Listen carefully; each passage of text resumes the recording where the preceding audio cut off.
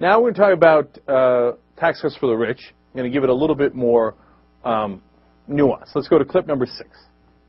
Okay. Let's talk, though, about, because you still want to continue the Bush tax cut for the so-called wealthy, people making over $250,000 a year. Let me just follow up on that. The nonpartisan Congressional Budget Office analyzed 11 different policy options on how to boost the economy, and they found the tax cuts for high earners would have the lowest, what they call bang for the buck, of any of them to boost the economy, because they say high earners are more likely to save the money than to spend it. Well, first of all, the bureaucrats at the Congressional Budget Office, who don't create jobs and aren't entrepreneurs, gave you their bureaucratic interpretation of reality.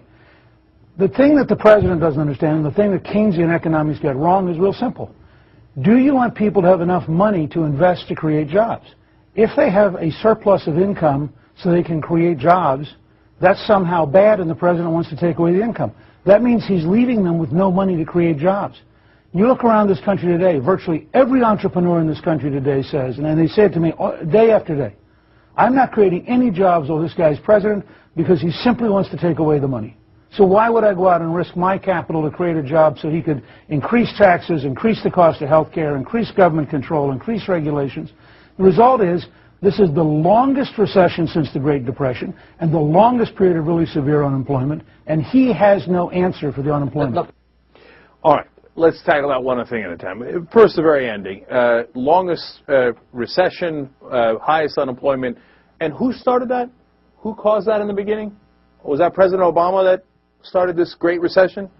Oh, right, that was President Bush and the Republicans in Congress. Weird how he left that out. Then he says in the beginning, CBO with their numbers and facts, they're bureaucrats. So if they agree with you, they've got lovely facts. If they disagree with you, bureaucrats, they never created a job. What the hell does that mean? Does that mean like we shouldn't listen to scientists because they don't create jobs and all they have is annoying facts? Well, actually, I'm sure the Republicans would agree with that.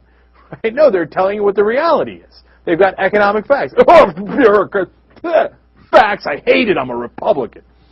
Point number 3. He says, no, we have to give surplus income to the rich. And once they have their surplus income that we've showered them with, then they will maybe create jobs.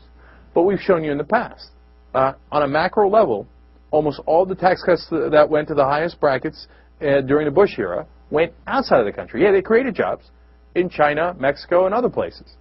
Bless their hearts, China and Mexico needed the jobs too, but it doesn't really create jobs at home. So that's a lie that Newt Gingrich is saying, and he knows it. And point number 4, he says, all the small business owners I know, they say, we're not going to create any jobs while Obama's in charge. Well, wait a minute. So if I give them the surplus income, you're telling me they're not going to create jobs anyway because they're angry and bitter at Obama, like kids. Second of all, what an unbelievable lie. I know small business owners, and nobody's saying, oh, well, I'm not going to create any jobs, Obama. No, they want to make money.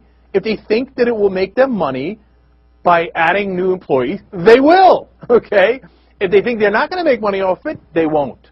Or, you know what, they think they can make money, but they can't get a loan because the big banks have all the money, and they won't lend it out.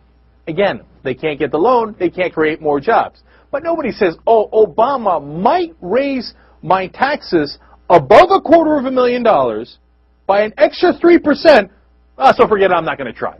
If that's what they think, they're the worst business owners in the world. It's a made-up fallacy. And why does Newt Gingrich and the Republicans make it up? It's because they want to protect the rich and give them more money. They are the richy-rich party. Anybody who doesn't understand that, I can't believe it. You got to be a knucklehead not to realize all these guys want to do, their #1 through number 99 objective is get more money to the rich.